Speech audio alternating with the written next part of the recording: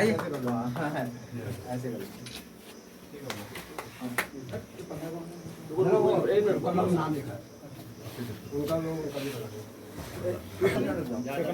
ठीक है वो भी जरूरी है।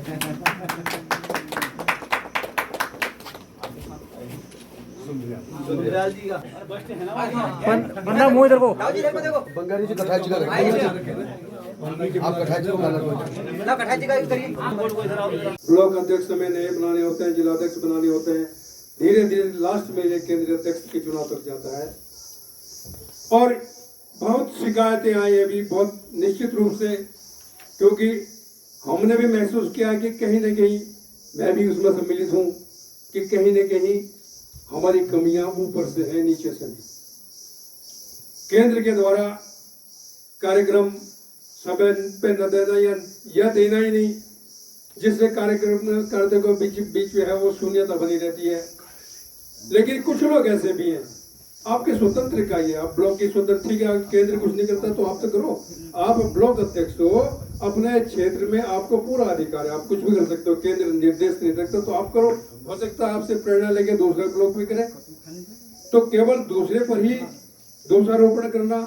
यहाँ पर एक विधायक का भी चर्चा आई थी, आक्रोश भी व्यक्त किया गया, वो निश्चित रूप से अब की बार, क्योंकि आज तक ये होता था यहाँ जिक्र भी आएगी साहब लोग देहरादून से टिकट ले आते हैं, कोई क्या कहते हैं वो पैराशूट कैंडिडेट आ जाते हैं। निश्चित रूप से अब की बार ब्लॉक अध्यक्ष का भी एक कॉलम होगा, क्योंकि हम फिलहाल जिलाध्यक्ष के ब्लॉक अध्यक्ष जिस विधानसभा में 2 या 3 ब्लॉक अध्यक्ष होंगी उनकी संस्तुति भी ली जाएगी। आप किसके लिए रिकमेंड करते हैं, ऊपर से आपको नहीं खोजे, ये मैं आपको आश्वासन देता हूँ, क्योंकि अध्यक्ष जी ने इस बात को बिल्कुल गहराई से नोट किया है। और अभी हम सदस्य ऐलान के लिए जा रहे हैं। शीर्ष नेताओं की आलोचना हम कम से कम बाहर तो नहीं कर सकते, एक अपने घर में तो बात कर ही सकते हैं कि अगर हमारा ब्लॉक अध्यक्ष हमको सूट नहीं कर रहा है, उसका कार्यकाल पूरा हम अपने इच्छा का, अपने योग्य उसका चुनाव कर सकते हैं। इसी तरह से हम नीचे से ऊपर जा सकते हैं। लेकिन अब आप सदस्य ऐलान में जाएंगे, हर बार आपको एक ही शब्द सुनना पड़ता कि दिवाकर भट्ट देखा जिसने इस्तीफा दिया हो, पहले ऐसा आदमी लाओ फिर एलजी पे उंगली उठाओ। राज्य आंदोलन के दौरान आप जानते हैं काशी सिंह हरी ने इस्तीफा दे दिया, क्या वो जैसा भी रहा लेकिन दिया ना, किसी में इतनी हिम्मत है। और उन्हें अपनी जवानी, अब शरीर ढलान पे, उम्र की ढलान पे अनेकों कमियां हो सकती हैं, लेकिन हम उनके इतिहास को नकार नहीं सकते और उस जवानी से प्रेरणा लेकर के हमको अपना कार्यक्रम निर्धारित करना है। ठीक इसी तरह से दिवाकर भट्ट जी हैं, उनके लिए भी कहते हैं कोई भी उनकी आलोचना करता है वो एक रात श्रीरंग टापू पे बैठ जाए और फिर दिवाकर पर उंगली उठाए, या एक रात खैर पर्वत पर बैठ जाए फिर उंगली उठाए। तो आलोचना अपनी जगह है, लेकिन जब जनता हमसे सवाल करती है, दूसरा सवाल करती है कि तुमने तो गलती कर दी, तुम तो साहब चुनाव का बहिष्कार कर दिया तुमने 96 में, और किया हमने, लेकिन हमने क्यों किया, हमने जनता से कहा, हमने किया, बहिष्कार किया निश्चित रूप से। लेकिन बैलेट बॉक्स का क्या केवल हमारी वोट थी? बैलेट बॉक्स खाली क्यों गए, उसमें आप भी तो शामिल थे। तो अगर यूकेडी ने गलती करी तो आप भी उस गलती में शामिल थे, इसलिए आप केवल यूकेडी को दोषारोपण नहीं, जवाब हमको देना आना चाहिए। आप सदस्य बयान, इसलिए ये टिप्स में आपके बीच रखा। तीसरी बात, उत्तराखंड क्रांति दल क्यों नहीं जीता, क्यों हारे? तो हमारे शीर्ष नेता आपके काशी सिंह गिरी, त्रिवेंद्र कुमार, विपिन त्रिपाठी, इनकी एक जिम्मेदारी थी लैजनिंग की। हमारा उत्तराखंड क्रांति दल का एक वो था कि हम हिमाचल प्रदेश की तर्ज पे हमें राज्य चाहिए, और क्योंकि हिमाचल प्रदेश, इसमें आवाज आ रही, क्योंकि वो केंद्र शासित प्रदेश था, हमारे भी लक्ष्य के हमारा राज्य केंद्र शासित प्रदेश था, और हमारे नेता लोग दिल्ली में लैजलिंग कर रहे थे।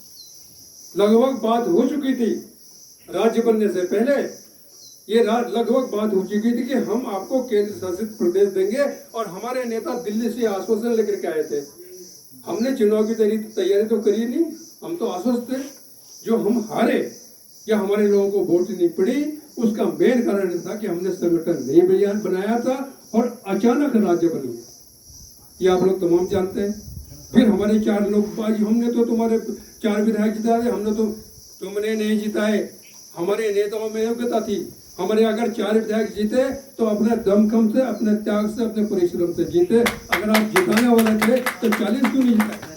जो जनता कहती है अगर आप जिताते तो यूकेडी के 40 विधायक देते, सत्ता होती। तो यह भारतीय जनता पार्टी के सोशल मीडिया द्वारा या इनके द्वारा लोगों के मुंह में थोप दिया कि आप ये बोलना। तीसरी बात, ये तो कांग्रेस की गोद में बैठ गए। कांग्रेस की गोद में, कांग्रेस को क्योंकि भाई भारतीय, हमने किसी भी न तो बीजेपी को समर्थन दिया न कांग्रेस को समर्थन दिया। काशी सिंह नेहरी नरेंद्र तिवारी के बाद सबसे वरिष्ठ और सबसे योग्य विधायक थे। उनको एक दायित्व दिया गया याचिका समिति के अध्यक्ष। वो किसी का एहसान नहीं था, उनकी योग्यता थी। और लगातार काशी सिंह नेहरी की एक योग्यता थी, वो कभी तैयारी करके नहीं जाते थे। विधानसभा में अगर कोई बात करनी हो तो शून्य काल में वो उसकी बात को लेकर के ऐसे जवाब देते थे, उसका जवाब दे। आज तक भी हमने प्रोसीडिंग्स निकाली है वहां से कि हेरी जी ने क्या कहा, लेकिन मीडिया पहले दिन से बिक गई। मीडिया ने कभी ये नहीं कहा कि यूकेडी ने कहा क्या किया, यूकेडी ने क्या नहीं किया। यूकेडी ने किया तो श्रेय या तो कांग्रेस को दे दिया, बीजेपी को दे दिया। तो ये तमाम बातें जो हम जनता तक नहीं पहुंचा पाए हैं, ये हमको अब जनता के बीच करना। उसके बाद भारतीय जनता पार्टी की सरकार आती है। मैं जब से दल में आया 1 साल के बाद मैं लगातार केंद्रीय महामंत्री रहा हूं। और शायद बहुत सारों को पता होगा कि मैं हर जगह पत्राचार, जो भी मेरे कार्यशैली अपनी कर। मैं जब पार्टी में आया मुझे छोटा त्रिपाठी नाम दे दिया गया। और मुझे इस बात पे गर्व है कि लोग मुझे विपिन त्रिपाठी के रूप में छोटा त्रिपाठी कहते थे। मैं आज भी गर्वान्वित, भले लेकिन मेरे कई विरोध। भारतीय जनता पार्टी ने जब समर्थन मांगा तो उत्तराखंड क्रांति दल ने 9 बिंदुओं में उनको समर्थन दिया, जिसमें राजधानी गैरसैंण, उत्तर प्रदेश से परिसंपत्तियों का बंटवारा, पर्वतीय क्षेत्रों में उद्योग लगाना, उत्तराखंड में धारा 371 की तरह एक सशक्त कानून, इस तरह से 9 बिंदु हैं, जिसमें भगत सिंह कोश्यारी, भुवनचंद खनूड़ी, दिवाकर भट्ट और बीडी रतुड़ी के हस्ताक्षर। वो अभिलेख आज भी हमारे पास। अब भारतीय जनता पार्टी ने धोखा दे दिया तो हम क्या करें? हमारे पास एक ही विकल्प था कि हम उनसे समर्थन वापस लें।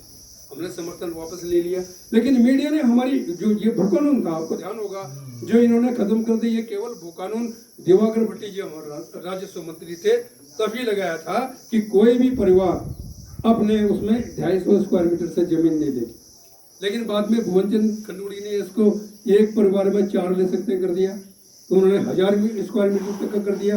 और आज के सरकार ने इसको पूरी तरह से खत्म कर दिया। पर्वतीय क्षेत्र में कोई भी जितना चाहे जमीन ले सकता है। तो ये तमाम जो अभी पलायन आयोग का भी जिक्र किया हमारी बेटिया ने कि विडम्बना है कि पूरे भारत वर्ष में एकमात्र ऐसा प्रदेश है जहाँ पलायन आयोग बनाना हो। तो ये कुछ बातें हैं जो मैं आपको कहने जा रहा हूँ। और फुल टाइम और पार्ट टाइम, तो निश्चित रूप से केंद्र का पद जिसको लेना है वो निश्चित रूप से फुल टाइम के लिए तैयार है कि उसको आपका कभी भी कह सकते हैं। आप केंद्रीय पदाधिकारी हो, आपको ये कहा सकता है आप जाइए पिथौरागढ़, आप जाइए उत्तरकाशी, आप मना नहीं कर सकते। इसलिए केंद्र के पदाधिकारी बनने से पहले हमको मानसिक रूप से अपना हम मुझे केंद्रीय जिम्मेदारी है, मुझे कहीं भी भेजा सकता है। तीसरी बात, हमें प्रशिक्षण शिविर लगने चाहिए। हमारे बहुत सारे लोग हैं, नए बच्चे हैं, उनको नहीं पता। बहुत प्रशिक्षण हमारे नेताओं ने क्या किया, ये इतिहास में आज हम रज्जू भैया, दीनदयाल उपाध्याय जिनका इतिहास पढ़ रहे हैं, हमारे लोगों ने क्या किया किसी को नहीं पता।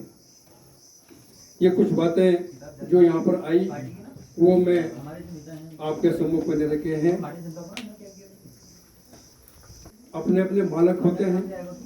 अभी राकेश नाथ की बात है, राकेश नाथ बिल्कुल क्लियर है। ये अगर आप चाहोगे तो वहां से ये पहले आदेश भी हो रखे हैं, लेकिन कोई हम लोग देखते नहीं। तो मेरा यही निवेदन है, बहुत सारा मैं ज़्यादा नहीं बोलना चाहता क्योंकि समय कम है। मैं इन्हीं शब्दों के साथ और कोई हाँ आप मैं इस सदस्य अभियान के धन्यवाद साधुवाद देता हूँ। और हम यहाँ पर जिला उपाध्यक्ष लेकर आने की कर रहे हैं। मैं माननीय जिला आप अंदर प्रभारी हमारे समूह स्वरूप रूप से देखो बहुत बहुत धन्यवाद दिव्या जी, खंडपाल छोटू प्रधान जी हमारे जो आज तक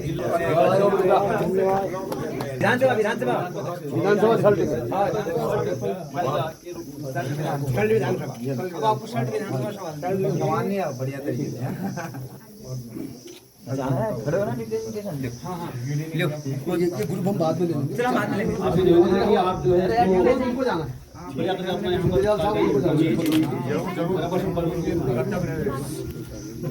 और दूसरा मैं निवेदन करना चाहूँगा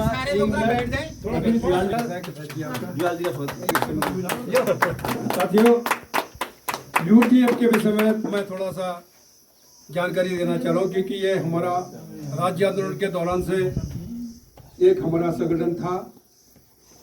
कुछ बीच में ये निष्क्रिय हो गया था, लेकिन अभी 2 साल पहले कुछ लोगों ने यूटीएफ के नाम से रजिस्ट्रेशन करवाया।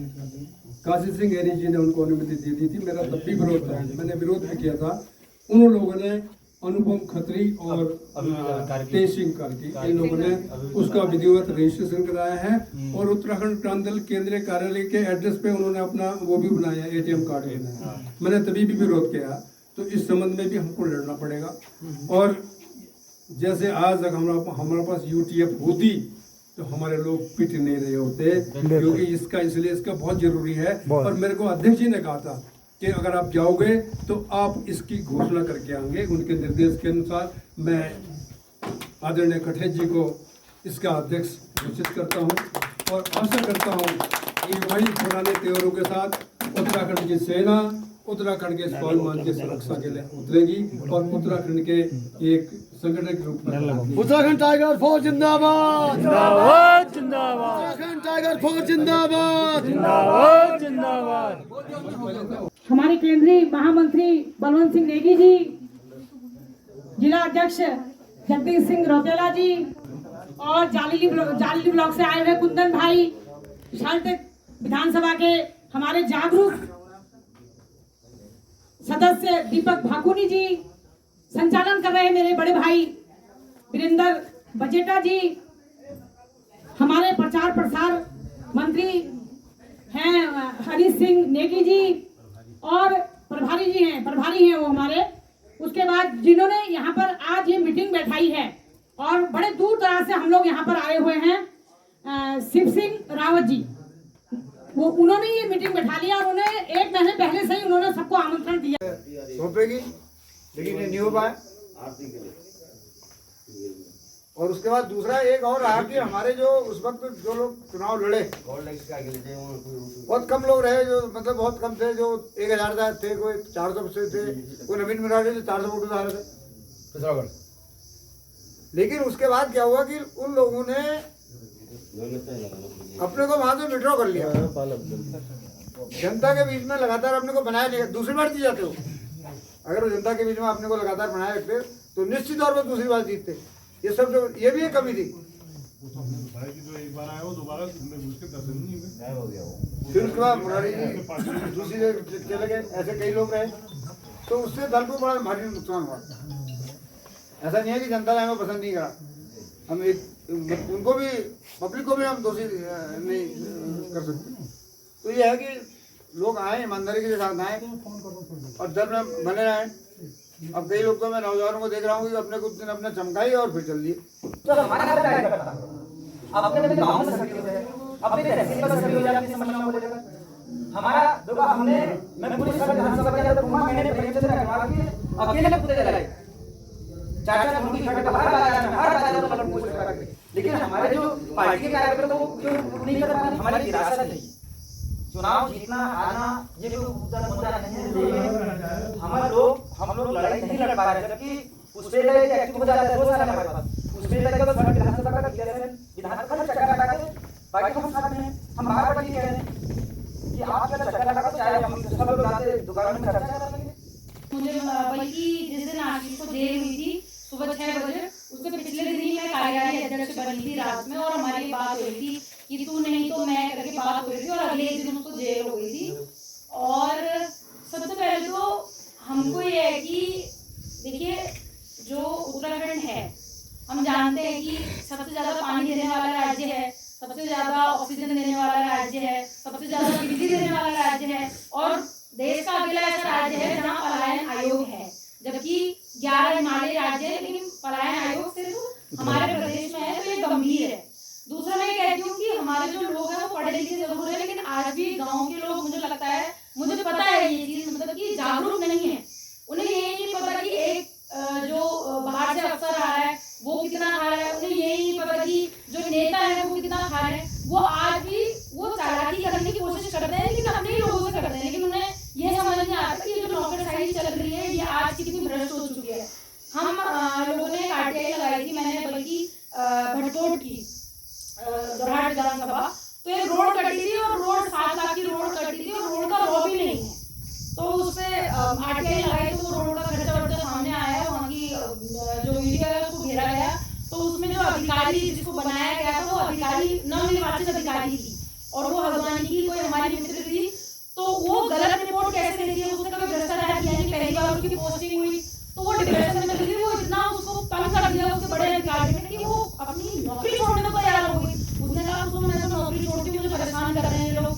मैंने कहा नौकरी मत छोड़ो, हम थर्ड पार्टी यहाँ पर जांच कराते हैं, हम बोले मैं किसी विभाग के अधिकारियों को भरोसा नहीं है, थर्ड पार्टी जांच करानी है।